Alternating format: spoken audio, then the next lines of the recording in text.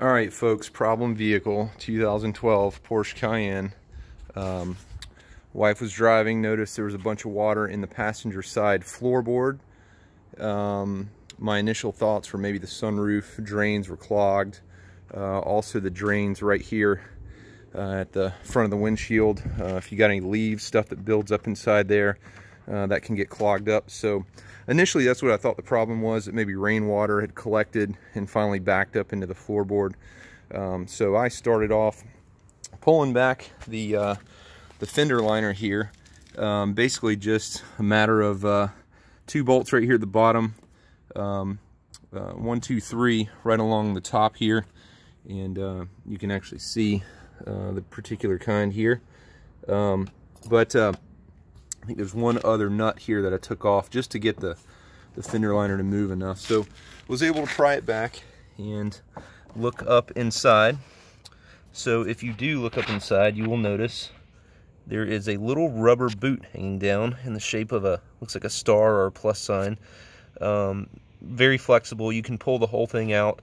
That was what I thought would be clogged up, but there was no debris, nothing inside it. So being that wasn't the issue, I continued to move inside the cabin of the car. Alright, so next step was to move inside the cabin.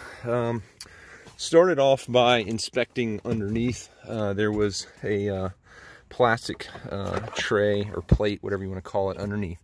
So initially there's one screw right there that you undo, and I started over on the far left, pulled that down, and you'll notice it just pops right down.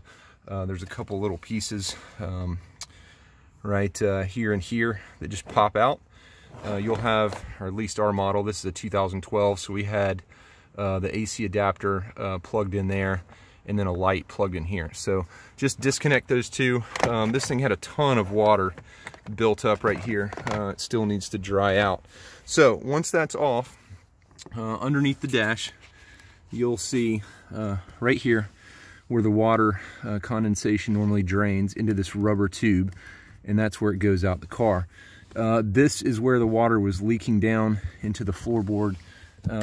We do have WeatherTech mats. It caught a lot of the water, but a ton of it just drained right there and just absorbed into the carpet. All right, so I took a pair of pliers and undid this clamp, slid it down towards the carpet, and you'll see this little rubber boot. Basically, it had to be pulled down and folded to the side to get it off. Let me see if I can get an angle here. All right, just for quick purposes, I've already done this a couple times, but just to show you, this thing, it's better to do with 2 hands, but I'm going to push the rubber part of the tube over as I'm pulling it off.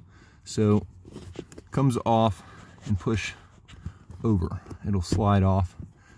See how it folds? Give it the old 1-2 here. Once off, disconnected. This right here was where a ton of water drained out of this guy right here.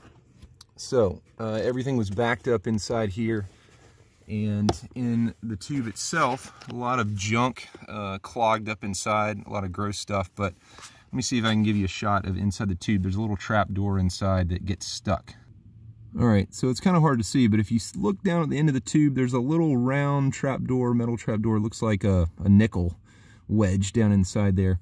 That is what gets stuck. So I took a long screwdriver, just a long skinny Phillips head screwdriver, wedged it down in the hole just slowly at the bottom. Just keep it right on the bottom, and when you feel it touch that little door, I just kind of lightly pushed on it, and it opens up. And I just kind of went back and forth to clean out the tube, pushed on it a good bit.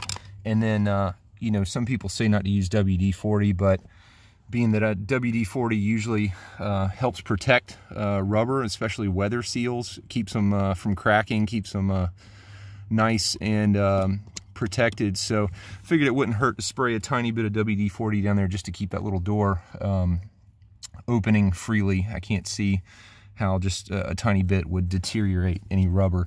You can see some water just dripped out again right there. So this thing was really backed up. I mean, it was a ton of water that came out, and surprised that much condensation built up. But anyways, to put back on, same way, you're going to bend the little tube to the side and then feed it back over, and you got this little rubber lip that you can kind of pull on it to slide it in place. Once it's in place, you're going to pull the bracket with some pliers, the little clamp right back up, and that should be it. You know, this, I think moving forward, if I ever had water in the floorboard, this is the first thing I would look for.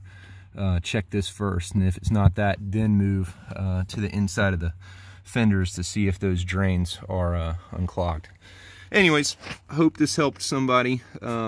Pretty simple process, not a lot to it, and like I said, pretty easy to put the put this piece back on there, other than sliding it, you know, back into place after you plug in the 2 wires. These just pop right in, and then the screw, and that's it. Hope that helped.